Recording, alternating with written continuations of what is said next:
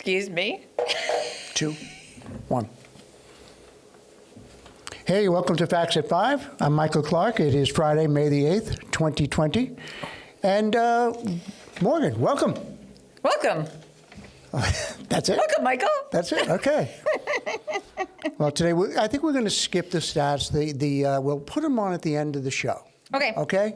We'll put them on the slates. We're throwing numbers at people. You can't understand them anyway. I totally get it. We can talk about trends and things like that, but we'll put it on the end. Sure. Okay? And, hey, we got a great interview today. Peter Van Scoyoc, Yeah. our Friday interview.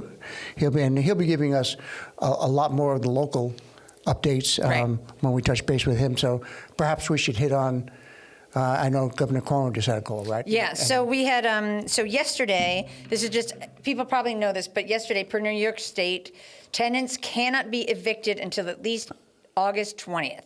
And late payments and fees for missed rent payments are banned. And you can call 311 from 9 a.m. to 4:30 p.m. for more info. But Governor Cuomo extended the statewide moratorium on evictions through the end of August and promised that New Yorkers won't get booted from their homes or businesses for being unable to pay rent during the coronavirus pandemic. The moratorium, as we know, was set to expire in June 20th, but now it's going to August 20th. And the government did not go so far as to cancel rent outright, which many progressives have increasingly called on him to do as the virus continues to curtail people's abilities to make a living. But then he was like, what do we do on the 20th? The Governor Cuomo line, I don't know. Right. Maybe I don't know. So we'll see. Whatever happens, we'll handle it. Sure. And did he mention anything about property tax or anything? Because No. I saw something else that was about property tax, but I'm not 100% sure because it doesn't seem to me. Because that's due at the end of May, right? I'm sorry? That's due at the end of May. So That's due at the end of May, and I know they were looking at it. They're looking at it. I don't know the answer to that. Right. But it seems like they need to start looking at that if they're going to start saying you don't have to pay your rent. Yes. I will. I'll check with Peter. Yeah. Great. Okay, so USA Today reports that the U.S. economy has lost 20.5 million jobs in April and that the unemployment rate soared to 14.7, which is what they're reporting out on. But I heard Governor Cuomo talking about something about 20%, one in 5 people in New York. Oh, yeah, I guess it's probably across the whole country. Both are record highs, laying bare the starkest picture yet of the crippling gut punch delivered by the coronavirus pandemic. It's in just a month, the historical dismal performance abruptly wipes nearly all the nation's job gains since the Great Recession of 2005 through 2009. 2007 through 2009. I'm sorry, 2007 through 2009, yeah. It's really unbelievable when you think about it, 1 in 5 numbers. And in such a short time. Yeah, it's incredible.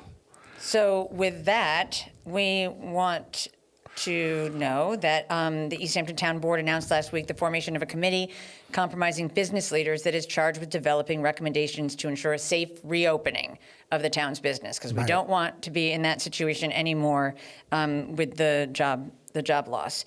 The committee, known as the Business Recovery Group, agreed at its first meeting to make sure that we don't have a second wave of COVID-19 infection by opening too soon or by being careless when we open, said Deputy Supervisor Sylvia Overby, who is the liaison to the town board along with Peter Van Scoyoc.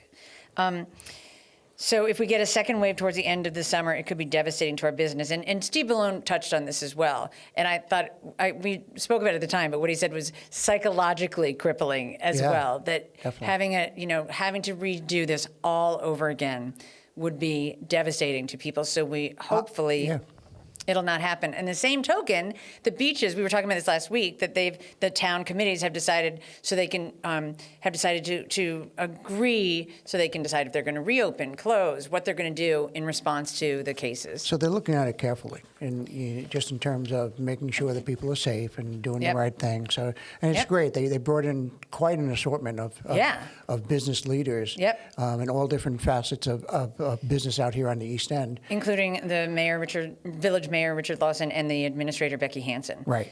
And that's great. So, and more to follow on that.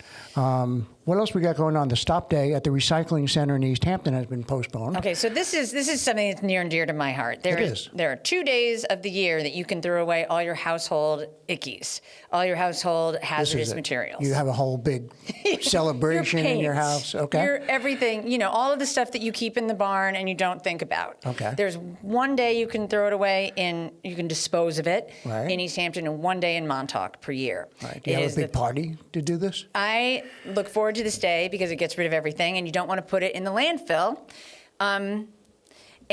But this year this month has been postponed, and the sanitation department will let us know when the day can happen. But it's been happening on the third Saturday of May for 10 years. So people might just show up. Right. So we want to say, don't. You have to wait. That's literally the day after the pause order ends, which we don't even know if it's going to end for Long Island yet. Yeah. So that has been postponed, but they will try and get another stop day set up. Okay, good to know. And I was teasing, obviously. It's a very important thing to be able to... well, it is important to be able to, throw out the people don't paint understand thinners. our relationship. Right. They need to, But no, it's really good to know. That's important. So let's talk a little bit about LTV, about what we've been doing, right? So, I mean, it's 6 weeks now. What's been going on in the past 6 weeks. So our last meeting was March the 17th. That was the last meeting we filmed at Town Hall. Right.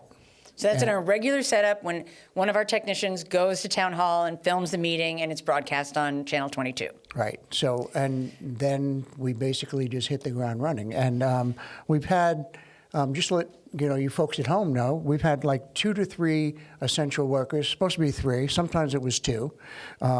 People are off having strokes and stuff.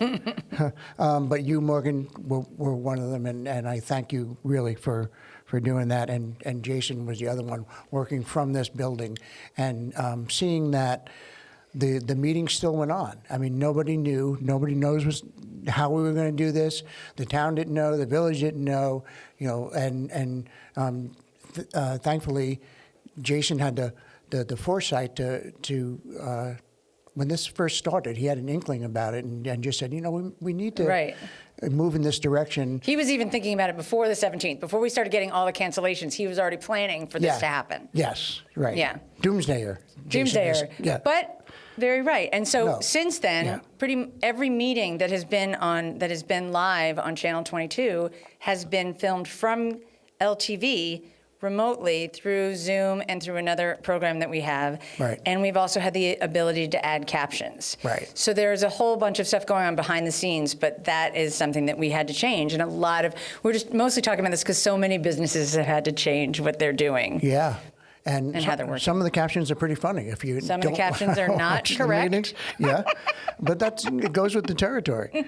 So I think that was huge. I mean, we have all the shows, and unfortunately, the producers weren't able to do their regular shows each week, but we were still able to because we were deemed essential, be able to keep up the meetings, and they were able to do those publicly and with public comment and all of those things. So, and just so people know, there generally LTV films 11 different boards per month, right? And that's 25 total meetings. We haven't done quite that many remotely, right? But between the town board and the village boards and the school boards, we've been pretty close to keeping that up, despite the fact that we had to do a whole new system. Right. So it's a real big kudos to Jason and the technical team. Yeah. So, and what he's doing now is he's all of our other people were working, but they were working from home. Right. Still keeping up, various parts of the business, like the archives and, all kinds of different things. But, and filming some of the interviews, Angela working, filming the interviews, and Danielle filming the interviews.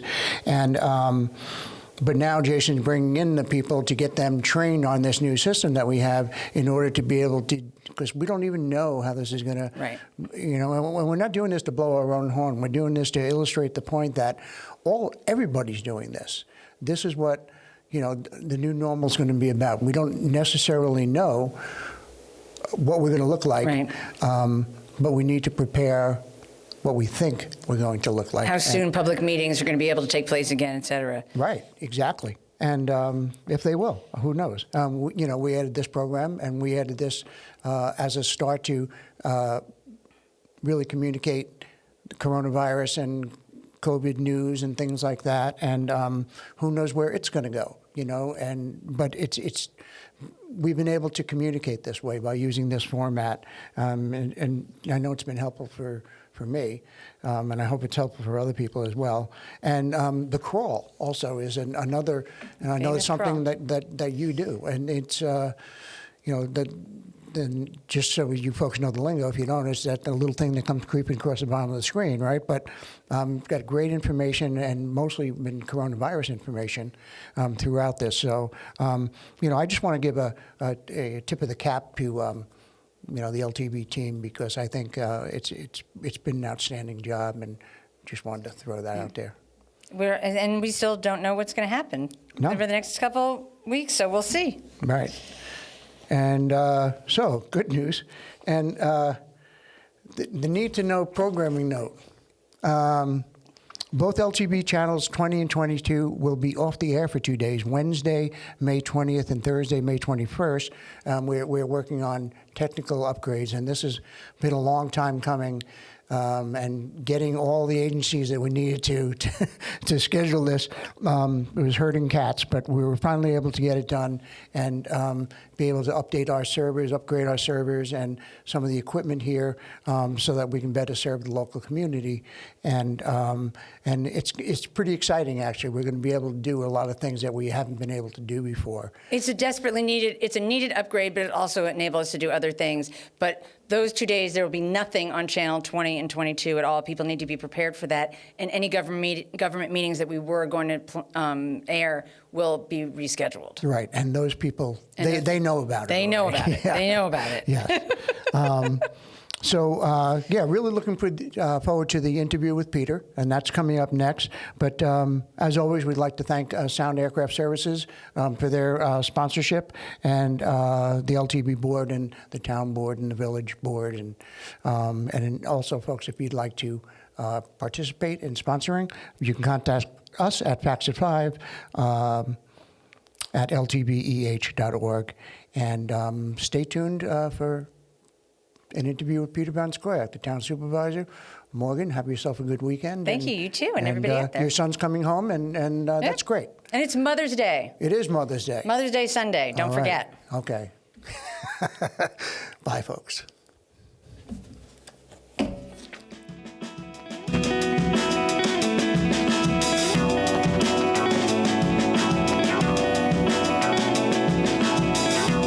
All right, welcome back. I am here with Town Supervisor Peter Van Scoyoc from town of East Hampton. Welcome, Peter. Thanks, Michael. It's great to be back on the show this week. Our weekly Friday guest here, and we appreciate that.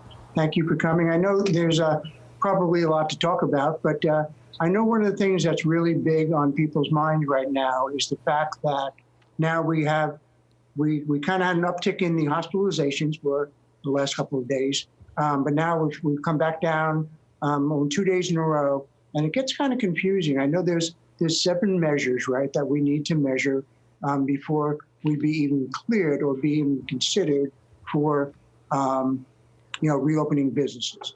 And where are those numbers, Peter? Like, in other words, now that we had the downturn again, do we have to go back to the beginning, or how does that work? No, it's based on a 3-day rolling average. So one of the very first criteria is that you have to have a 14-day consecutive decline in hospitalizations. And we were at day 13 in Suffolk County when suddenly we had a 2-day consecutive uptick. Now we've gone back the other direction. So hopefully that was just an anomaly, and we'll continue on this trend. But currently we do actually meet that criteria, I believe. There also has to be, fewer than, hospitalizations have to be down to under 2 per 100,000 of residents with a 3-day rolling average. We're at 5.79. We're in the red zone on that. We're in the red zone still on the number of deaths in the county, and we're actually being considered Long Island region, so our numbers are going to be considered along with Nassau County. you have to reach a threshold of 30% of the total number of hospital beds being available, and that's once resumption of elective surgery has begun. Right now, elective surgeries are not being performed to improve hospital capacity. The share of ICU beds also has to be 30%. We're at 26 on ICU beds, so we're getting very close to meeting that threshold. We're at 28% on the total hospital beds, so we're very close there. Then we have the testing. So we need 30 per thousand residents tested monthly. The 7-day average of new tests per day. We're meeting that now, and I'm very pleased to announce today that I've arranged for local testing right here in East Hampton. Oh, wow. It's going to be next door at Pantago Place. I've been working with HRH, Hudson River Healthcare, and we've put them together with the East Hampton Healthcare Foundation, and they're going to be using town property where the Pantago ball fields are, that parking lot. We expect that to go online on May 15th. That's next Friday. Wow. The testing will occur on Wednesdays and Fridays. And we're extremely excited about this. Initially there weren't enough tests to have more than one testing site in all of Suffolk County when this first rolled out, and that was Stony Brook University. There were so few tests that they only had the one site. And as testing has ramped up, they've increased the number of sites based on the availability of the actual tests. So now we're at a point where we can have this here in East Hampton. I'm very excited about it because it means that we'll be able to serve our residents here locally to have a better understanding of how widespread the disease is, and we'll be able to tell folks, that they have it and they should be quarantining. And then another part of this is going to be contact tracing. One of the criteria is that you have to have at least 30 contact tracers per 100,000 residents.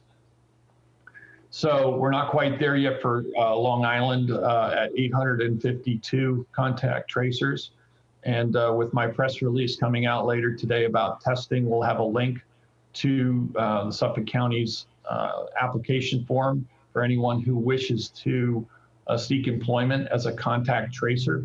This will be a very important job because we want to try to figure out who infected people may have come in contact with, to make them aware that this has occurred and that they should be taking precautions to prevent the spread of the disease. So as you said, there's 7 different criteria in those metrics. That's kind of a high hurdle for us at this point, but we're making steady progress towards that. I don't know to what extent the governor will lift restrictions here on May 15th. I just want to caution everybody that we may not be quite there, but we are headed in that direction. And hopefully, if not on May 15th, shortly after, we'll meet those criteria. That will mean that some businesses will be able to get back to work. Among the top priorities, the governor has listed manufacturing and construction, those industries which will be at lower risk and have highest economic importance and essential nature about them. There's a number of different phases of rollout of various businesses depending on how well they would be able to proceed with business and protect the public. The higher risk type of businesses will be in the later phases of reopening. Those might include restaurants, and certainly movie theaters and other large gathering places would be in the 4th phase.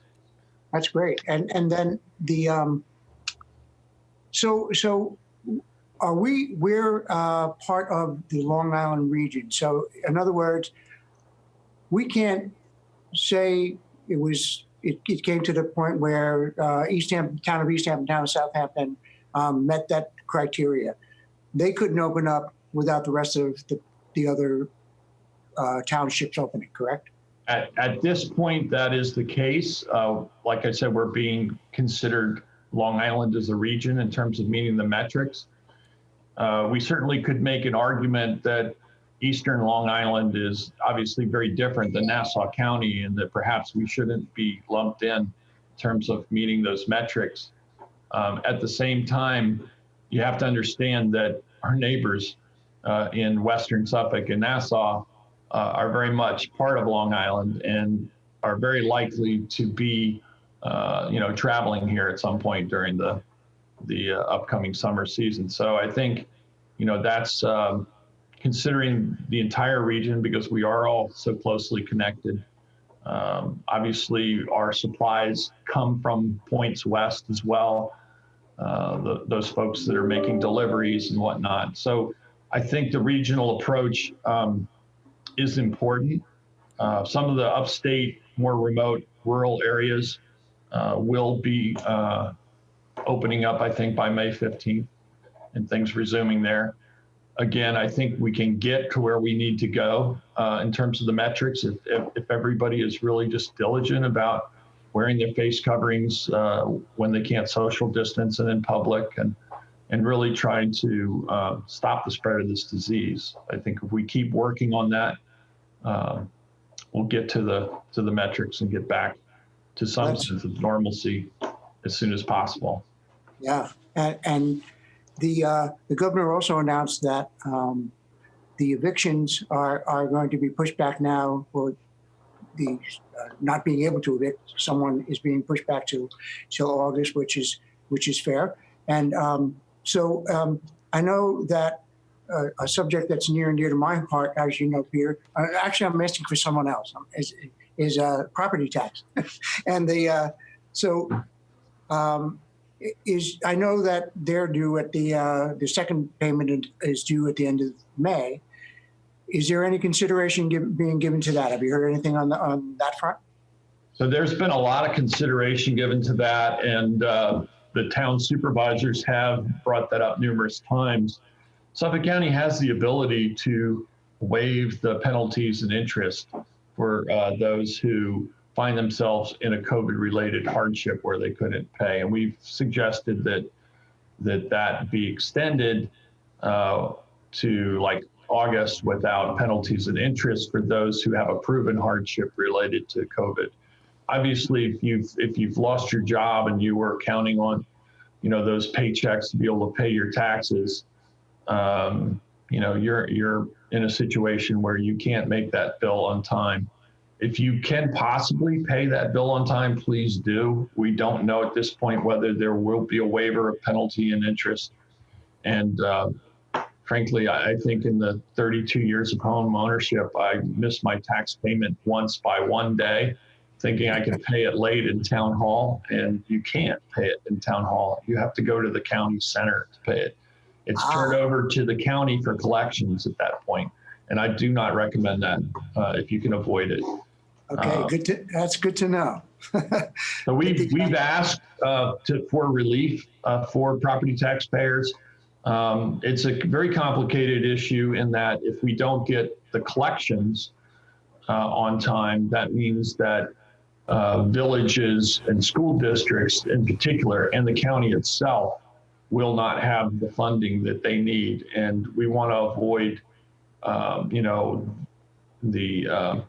the impacts of that, because if there's budgetary constraints, that means that, people may be laid off. This is a cascading impact.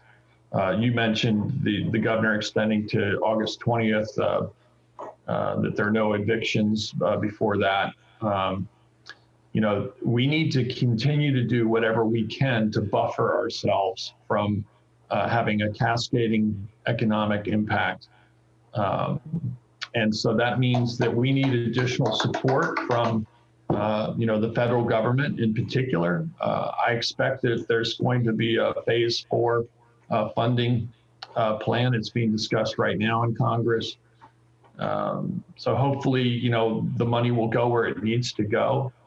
We're working at every level that we can to, assist our local businesses. We have a business reopening committee, as you may know. I may have spoken before about it on this program. We are currently meeting with business leaders within the town to specifically talk about each of the major industries in town, how a safe reopening might occur and when, what protocols need to be in place to ensure the public that we're not going to have a resurgence and continue to spread this contagion while being able to get people back to work, because that's important as well. Sure. And the with the unemployment numbers coming out today, which were, amazingly high, and so is there any way to break that down to like the town of East Hampton, or I mean, obviously it's going to be 1 in 5 anyway, probably. But yeah, that's a good question. And currently, as I said, we're considered to be part of the Long Island region, but we have looked at those 4 phases of reopening that the governor's talked about. And one of the requirements will be that any of those businesses, as they reopen, have to have plans in place and safety protocols. And it varies from industry to industry. Obviously, some industries will put people in closer contact with each other than others. That will require additional sanitation and disinfection.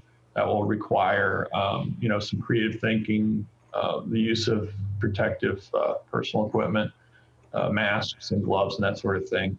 But for instance, within the hospitality industry, discussions have taken place about having remote check-in and check-out so that you're not bringing people into, the front desk area, for instance. They could go immediately to their rooms, having keyless entry, that sort of thing, along with just how you route people through public spaces or communal spaces, what kind of amenities would or would not be offered.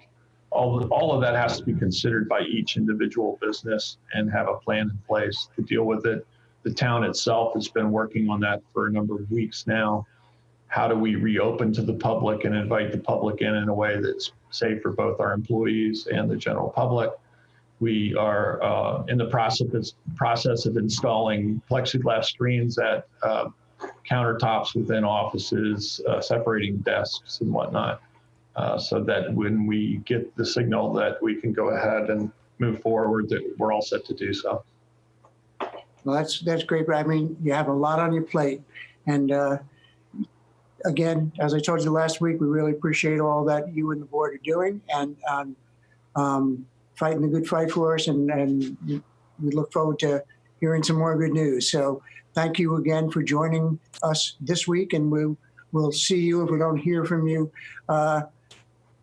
before next Friday. But thanks for giving us the scoop on the new testing facilities that will be here in East Hampton, and we look forward to that. And thank you very much. Have yourself a good weekend. Thanks, Michael. I'd like to just give a quick shout out to all the volunteers and all the frontline workers again. All you're doing for our community to pull us through this time. And I want to suggest that those who wish to help with the testing effort can make their donations payable to the East Hampton Healthcare Foundation, who is graciously acting as an intermediary here to help us get local testing. And I'm very pleased that we're moving forward with that. So again, thanks to everyone for doing your part. Stay safe, be well.